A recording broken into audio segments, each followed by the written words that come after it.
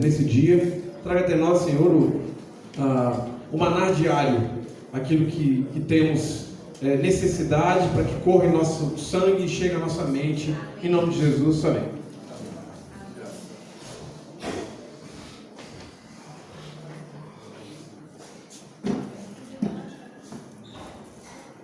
Porque eu estou com a garganta assim, um pouco inflamada, mas é sempre um privilégio de poder compartilhar daquilo que Deus tem feito na nossa vida, a gente poder falar do amor de Jesus, compartilhar as nossas experiências, ouvir as experiências das pessoas, e aí a gente vai tentar conversar um pouquinho, e eu vou falar um pouco mais baixo, mas eu peço a compreensão dos irmãos.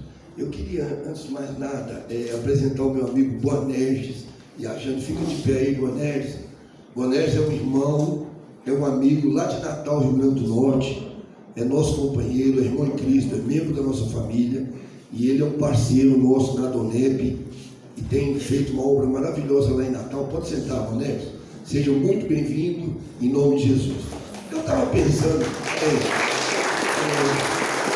aqui é a sua casa, sempre que passar por Brasília, as portas dessa casa, que é a casa dos meus pais, estão abertas para vocês. E o Boanerges é engraçado, eu estou rasgando toda essa cena aqui com ele, mas eu o conheci ontem de ontem. É interessante isso aí. E eu estou dizendo que ele é meu irmão amado, é homem de Deus, e eu estou credibilizando ele diante da igreja. Mas o corpo de Cristo é assim mesmo. Olha, o seu primo, não é isso? O Mano é um grande amigo meu. E olha, se eu sou amigo do Bibas, e o Bibas me apresenta o Jefferson e fala sobre o Jefferson agora é meu amigo. E assim é o Boanerges e a Jane e toda a sua família. Eles são lá de Natal. O Mano me ligou, chamou Osmani, a gente chama ele de Mano. É um homem de Deus lá da Donep, a gente já caminha junto há muitos anos. Ele falou: meu primo está indo aí, você recebe ele. E ele não pediu, ele mandou. E amigo é assim. E algumas vezes ele chega na sua casa, ele abre a geladeira, ele dorme no quarto, ele faz o que quer porque é amigo e tem intimidade. Então, quero louvar a Deus pela vida do Boné. Já aprendi o amar desde sexta-feira. Ele esteve lá na minha empresa e ele veio aqui, está de férias, está passeando. É uma pena que eu vou viajar na terça de madrugada, mas eu queria mostrar as maravilhas que Brasília tem para ele e para a família dele. Mas graças a Deus, seja muito bem-vindo. Irmãos, nós não vamos demorar muito. Eu quero só compartilhar a respeito daquilo que Deus tem falado no meu coração, e eu fui refletir na nossa conversa de hoje pela manhã, e eu vou compartilhar uma história muito conhecida na palavra de Deus. E aí, como todos sabem, novamente, minha esposa é filha de árabe, e é lá da Palestina, no olho do furacão, se a gente pode ser assim dizer, Palestina, árabes e judeus, aquela luta, aquela competição que dura até hoje. Mas a gente teve o privilégio em Deus de poder passear por ali, de poder conhecer aquela terra e de andar por ali. Então é muito interessante como que a atmosfera daquele lugar nos leva a 2000 anos atrás, onde que Jesus andava por ali. É quase que perceptível, assim, você pode quase que pegar, você vê aqueles cenários, aquelas casas que ainda hoje são do mesmo jeito. E a história que nós vamos ler aqui na palavra de Deus, ela está inserida no contexto de quando Jesus começou o seu ministério. Ele então começou a sair pelas cidades vizinhas ali, a Palestina, e começou a pregar o Evangelho, começou a falar do Deus a qual ele encarnou, e começou então a curar enfermos, começou a falar do amor do pai dele, e ali ele começou a expandir o seu ministério. E ele escolheu uma cidade para que fosse a sede do ministério, onde que ele ia poder irradiar o amor de Deus ali por aquela região. Era como se fosse Águas Claras aqui, aí ele sempre tinha aqui a base, o QG era Águas Claras, aí ele ia no Guará, dava uma palavra, ia lá em Tabatinga, ia na Ceilândia, e ali aquele negócio ia crescendo. E a história que nós vamos ler aqui é quando Jesus voltou para Cafarnaum, foi a cidade pela qual ele escolheu para que ela fosse o QG do seu ministério. Ele viajaria para vários lugares ali na região, mas sempre ele voltava para Cafarnaum. Tem um ditado que diz que o homem tem muitos lugares para onde ir, mas só um lugar para voltar, para o seu lar, para o meio da sua família, para as pessoas que o amam, para as pessoas que estão ali com ele. Então eu quero que vocês, por favor, abram suas Bíblias no livro de Marcos, no capítulo 2, Marcos 2, de 1 a 12.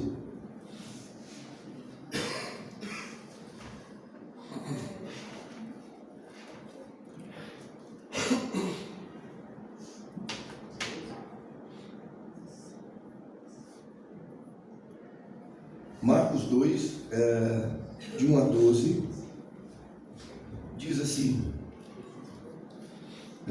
alguns dias depois, entrou Jesus outra vez em Cafarnaum, e soube-se que ele estava em casa.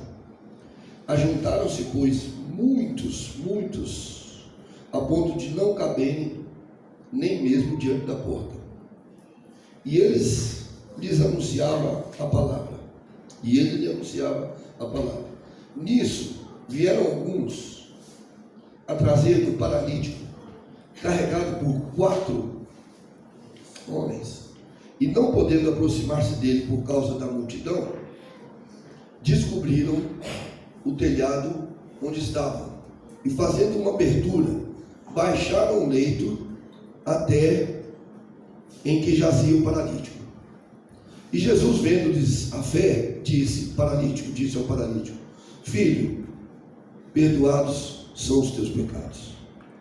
Ora, estavam ali sentados alguns dos escribas e fariseus que arrazoavam em seus corações, dizendo: por que fala assim este homem? Ele blasfema. Quem pode perdoar pecados, senão um só, que é Deus? Mas Jesus logo percebeu em seu espírito que eles assim razoavam dentro de si, e perguntou-lhes: por que razoais desse modo em vossos corações? Qual é mais fácil, dizer a esse paralítico: perdoados são os seus pecados, ou dizer: levanta e toma o teu leito e anda? Ora, para que saibais que o Filho do Homem tem sobre a terra autoridade para perdoar pecados, disse ao paralítico: a ti te digo, levanta-te, toma o teu leito e vai para a tua casa. Então ele se levantou e, tomando logo o leito, saiu à vista de todos, de modo que todos pasmavam e glorificavam a Deus, dizendo: nunca vimos coisa semelhante. Amém.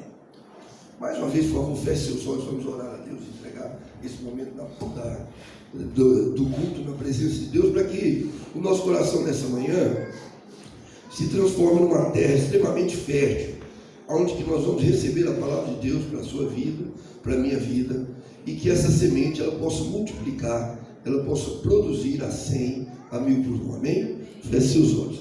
Senhor Deus e Pai, muito obrigado por essa manhã, por Deus, pelo culto que estamos tendo, louvor e adoração ao Senhor, os momentos de louvor, ministração. Ó Deus, fomos edificados, fomos transportados pela sua graça, Deus, nesse momento de louvor e adoração. E agora nós abrimos a sua palavra e nós somos muito pequenos diante dele, meu Deus. Eu quero te pedir que o Senhor nos dê agora a revelação, o Senhor fale através de nós aquilo que o Senhor quer comunicar nessa manhã, para o meu coração, para o coração dos meus irmãos, dos meus amigos, da minha família, ó Deus, que se reúne nesse lugar, em nome de Jesus. Amém. Graças a Deus. Esse texto que nós lemos, ele é um texto muito conhecido. E aí, nessa manhã, a gente pode tirar muitas lições dessa passagem bíblica. Essa figura que nós estamos vendo é uma coisa incrível aí. A gente vai discorrer algumas coisas rapidamente aqui, mas eu creio que nesta manhã, eu queria que ficassem gravadas no nosso coração, assim, bem encharcadas no nosso coração, 3 coisas. A primeira delas é que Jesus, quando chegou, ele recebeu aquele paralítico, e uma das coisas que ele surpreendeu as pessoas naquela manhã, ele não foi diretamente curando, ele não foi diretamente falando para o paralítico levantar, mas ele disse uma coisa: tem de bom ânimo. Ele falou para aquele paralítico: tende bom ânimo. Nessa versão que eu li, não fala essa frase, mas em Mateus, porque essa passagem está registrada em Mateus, em Marcos e Lucas. Mas em Mateus, a primeira coisa que Jesus fala para aquele paralítico é: tende bom ânimo.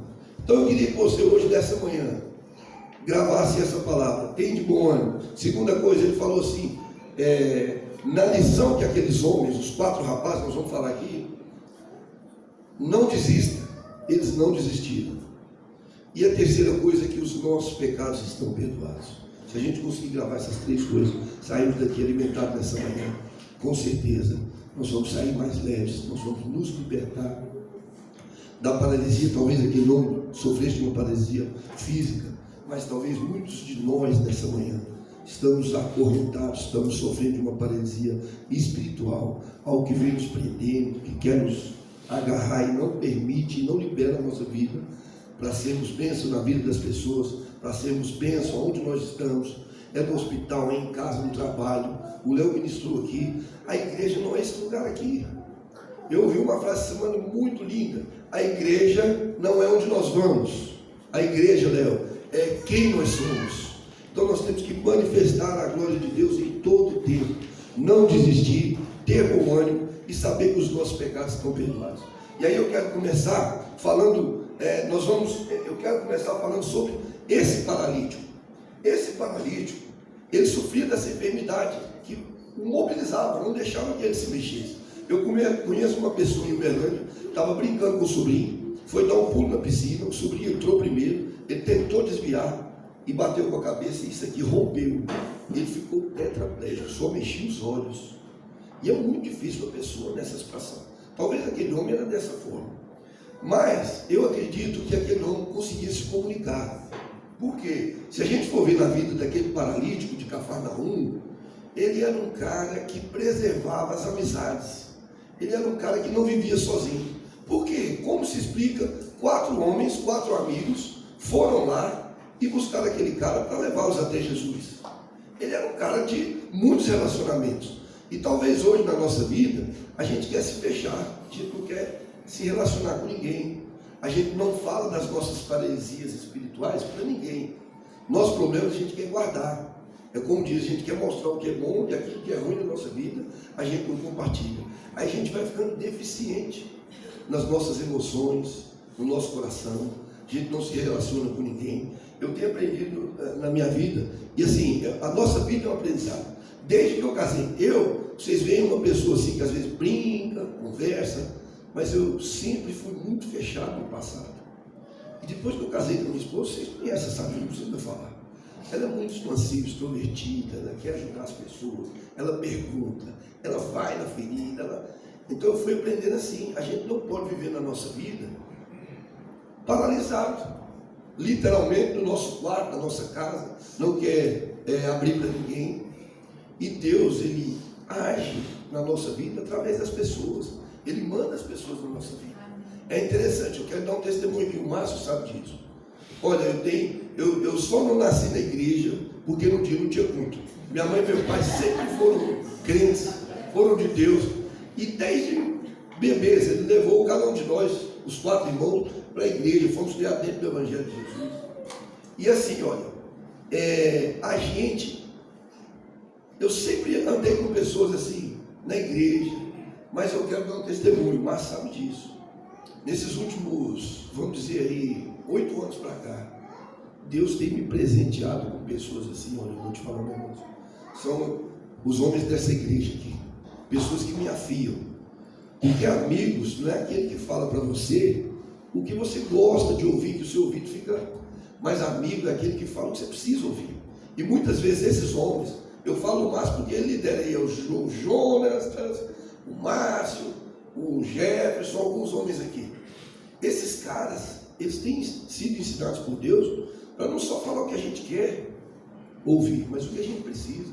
Um dia eu fechei um negócio aí, eu sou empresário, e cheguei no conselho dos mais alegres compartilhando. Só que eu cheguei e fechei o negócio. Eu não cheguei por meus irmãos que andam comigo, que me afiam, que me ajudam, que me orientam, que me dão conselho. E eu não estou falando de idade, que eu sou o mais velho. Eu não sou o mais velho, eu sou o mais experiente deles. Mas tem menino novo lá que dá show em mim. Os caras abençoam, tem palavra de Deus, tem profundidade, tem intensidade. E aí eu cheguei compartilhando o negócio que eu fiz. Os caras falaram assim: você está comunicando para a gente? Ou você está nos consultando? Aí eu tive que baixar as mãozinhas assim, fechar o olho, me perdoe, eu estou comunicando. Eu não perguntei os irmãos antes. Então você andar junto, você se relacionar, você ser amigo, é você abrir seu coração. Tem algumas coisas no nosso coração que a gente não libera com ninguém. A gente só quer mostrar uma aparência boa, uma cara sorridente todo dia. Tem dia que nós estamos tristes, nós estamos abatidos. Mas Jesus naquele dia falou para aquele homem: tem de bom ânimo, porque Deus é Deus. Ele sabe o que é no coração daquele paralítico. E é interessante que a gente aprende muito sobre amizade. E esse paralítico, ainda que numa cama, ele comunicou tanta virtude para as pessoas, que ele conseguiu, no mínimo, incomodar 4 amigos para que pudessem fazer o que foi feito naquele dia. E aí, essa questão nós aprendemos a essência da amizade com esse paralítico. É interessante, né? E às vezes a gente conhece pessoas que não têm essa característica. Aí eu quero começar fazendo perguntas nessa manhã para vocês. Você é essa pessoa que comunica amizade para os outros? As pessoas olham para você, vê um amigo, ou vê aquele cara, vê aquela mulher que não conversa com ninguém, termina o culto, eles já ficam ali e vão embora rapidamente, não se relacionam, não compartilham. As pessoas, quando olham para você, pode ver uma pessoa que tem uma palavra de consistência, tem um conselho bom naquele dia, ou você é aquela pessoa que entra e sai na vida de alguém e não é uma pessoa que marca aquela vida. E aquele homem, na deficiência dele, ele comunicou amizade. Os amigos dele se preocuparam com ele. Os amigos dele falaram: nós temos que resolver a parada lá do fulano, ele não pode ficar naquela cama. A gente sai, a gente vai para todo lugar, a gente come hambúrguer em Aguastar, a gente passeia, a gente vai para o Papai Offline. Nós temos que dar um jeito. Se a gente conseguir colocar esse nosso colega na frente de Jesus, Deus vai fazer alguma coisa. E aqueles homens também não desistiram, eles nos ensinaram, através dessa história aqui, que nós não podemos desistir. Com relação a isso, e aí a segunda lição nós vamos aprender com esse rapaz. Vamos contextualizar. Eles se reuniram, começaram a bater um papo, falou: gente, nós temos que fazer um grupo do WhatsApp aqui, e o título do grupo vai ser Como Nós Vamos Ajudar o Paralítico. E aí os caras começaram, cada um jogava uma ideia. Não, vamos fazer isso, vamos tentar. Jesus vai chegar na terça-feira, vamos tentar ver se ele chega um dia antes, vamos levar lá. E cada um ia jogando, é um brainstorm, né? Cada um ia colocando alguma coisa. Aí eu falei: não, essa ideia sua não funciona, não, rapaz. O cara vai chegar aqui, já tem alguns dias que ele não vem, e o ministério dele está bombando na região. Como é que nós vamos desviar a agenda do cara para levar ele lá na presença do Paraíba? Nós temos que ter outra ideia. Aí no grupo, no mínimo de 4, sempre tem um mais esperto, um mais inteligente, um que dá uma ideia legal. Aí um jogou lá. Aí ele nem escreveu, ele mandou um áudio. Falou: pessoal, estou pensando aqui. A melhor coisa é a gente ir lá na casa dele. Prepara aí, conversa, dá um banho nele, porque ele ia sair. Talvez uma das primeiras vezes que o cara ia sair, depois que ele tinha essa paralisia, não sei se era de nascença, a Bíblia não fala, mas não veio o caso. E aí, nós vamos dar um banho no cara, vamos organizar. E eu tive uma ideia, estava pensando de ontem para hoje, vocês jogaram um bocado de ideia aí, mas eu acho que a melhor forma é a gente pegar onde é que ele está mesmo, e a gente tentar amarrar umas 4 cordas, e vamos levar esse cara, vamos levar nosso amigo. O cara está com a gente, rapaz, a gente chega aqui, fica na cama dele batendo um papo, a gente sai daqui animado. Agora nós vamos tentar fazer do nosso jeito aqui, para ajudar. Vamos fazer isso? Vamos. Aí eles reuniram, foram lá, e eu acho que um deles já sabia quando que Jesus viria para poder voltar para Cafarnaum. O fato é que eles foram lá, fizeram isso, prepararam o amigo deles, porque o amigo vai onde o outro está. Se você está aí, ouvindo essa palavra e Deus te incomoda, às vezes você está lembrando de alguém, de algum amigo, fala: mas preciso ligar para um amigo. É tão incrível isso, tanto que isso aí abençoa a vida da gente, alimenta, nos anima. Essa semana aí, cadê o Milson? Está aqui o Milson. O Milson é o nosso prefeito da festa junina. Eu estava com essa garganta ruim, um pouco de febre e tal. Quando eu abro o WhatsApp, está lá o Milson, falou: eu estou aqui agora. Deus me incomodou para me orar pela sua vida, para que o Espírito Santo de Deus vá até você onde você estiver e possa curar você. Essa garganta só tem que ficar boa, porque a gente quer que você seja uma bênção. Isso Olha, isso é melhor do que você tomar um tratamento total de antibióticos. Um amigo, ele consegue alegrar o outro através do Espírito Santo de Deus. O Espírito de Deus é esse que nos incomoda para fazer uma ligação, para ir atrás, para fazer uma visita. Um dia eu estava lá dentro, tanta coisa, o telefone toca, um casal falando com a Samira que queria receber uma visita nossa. Eu falei, beleza, vamos agendar. Falou, não, é agora. É agora, 3h30 da tarde. Aí sabe o que você fala? Como é que faz? Não vou não. Aquela voz contrária fala, mas ela falou, amor, vamos lá, vamos conversar com eles. É uma oportunidade de Deus agir na vida deles. E Deus agir através da nossa vida, que foi maravilhoso. A gente foi. Nós não perdemos aquela tarde, nós ganhamos uma tarde. Então talvez você pode escutar uma história dessa, achar bonito, mas você pode ser esse canal de bênção. Nosso ministério é engraçado, a gente fala muito sobre relacionamento. Mas o relacionamento é isso, custa dinheiro, custa tempo. Você tem que ir atrás. Carrega peso. Tem que abrir a mesa, carregar peso, arrancar um pedaço de telha, tirar aquela. Porque lá na Palestina é mais ou menos isso aí. Ó. As casas não tem cuminheira. As casas são casas quadradas e você não vê o telhado. São tudo assim, tipo um caixote. E o telhado por dentro. E na maioria das casas tem umas escadas. Quando a pessoa tem mais recursos, constrói uma escada de pedra. Quando não tem, fica uma escada de madeira mesmo, encostada. É incrível. É como se fosse uma churrasqueira numa área de lazer. Eles usam sempre. E aí sempre tem uma escada. E é mais ou menos esse perfil aí. E o relacionamento, ele custa. Esses caras vão pensar que eles devem ter gastado alguma coisa para poder realizar esse plano. O fato é que, quando eles foram lá, pegaram o amigo deles e começaram a levar. Eu não sei a distância, mas eles caminharam com esse cara. E lá na Palestina é muito raro você ver um lugar assim, plano, pelo menos nas aldeias. Tem muitas montanhas, igual quando Davi foi escrever os Salmos, o Léo falou que olho para os montes, de onde me virá o socorro? Meu socorro vem do Senhor, que fez os céus e a terra. E esses montes estão plantados, eles não balançam, não vacilam. E a Palestina tem muitas montanhas. Quem já foi lá sabe o que eu estou falando. Raramente lugares planos. E aqueles caras saíram com esse paralítico, andando em vários lugares. Aí junta a chacota das pessoas. Ih, onde é que esses caras vão? Carregando. Eles poderiam ter chamado Uber, mas eles ficaram, não. Eles foram, nós vamos levar ele no braço. Cada um segurou uma ponta. E às vezes a nossa vida é assim. Você olha que nós estamos tão paralisados com os nossos problemas, e as pessoas talvez tenham que nos carregar no braço. A gente não consegue dar um passo. E a questão é que aqueles homens foram. Quando chegaram na cidade, em Cafarnaum propriamente, estava muito lotado. Tinha gente na porta, tinha gente dos lados das janelas, tinha gente um pouco em cima do teto. Eu acredito que tinha gente para todo lado. Não tinha cone na rua, os carros estavam todos misturados, não tinha jeito, não tinha acessibilidade, não tinha rampa para deficiente. E os caras acharam que ia chegar lá e falar, dá licença um pouquinho, nós estamos aqui com o nosso amigo, ele é paralítico. Mas a multidão, quando a multidão está atrás dos benefícios, ninguém abre mão de nada. É igual quando você está com muita fome e está numa festa. Se brincar, você dá até uma garfada nos outros, porque a fome tira a gente de tudo. E a multidão estava ali desse jeito. E aí aqueles caras pararam de novo, chegaram, cara, deviam estar muito suados, calor. E aqueles caras pararam.